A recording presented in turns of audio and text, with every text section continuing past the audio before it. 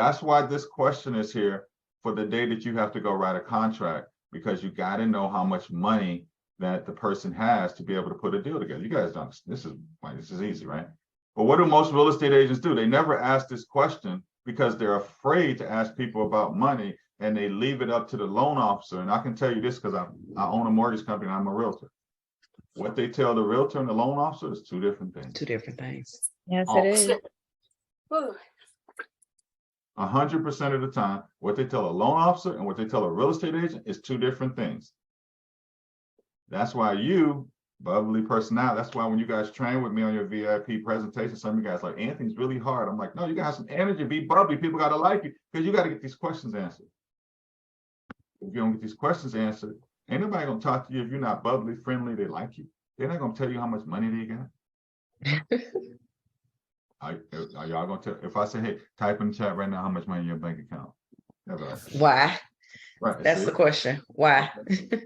All right. So now we understand that piece. Nobody had any questions about that. So that's great.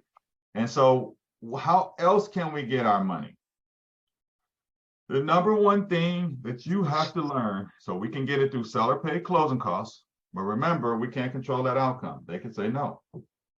How do we control it up front? Denisha has to answer this question. Is Denisha here? She might be. She needs to be. How is she not here? Okay. Texting me all weekend about this. Where you at, Denisha? Okay, there you are. Okay, so we can't control the outcomes, but Denisha asked me a great question over the weekend, or she put it in Slack or something like that.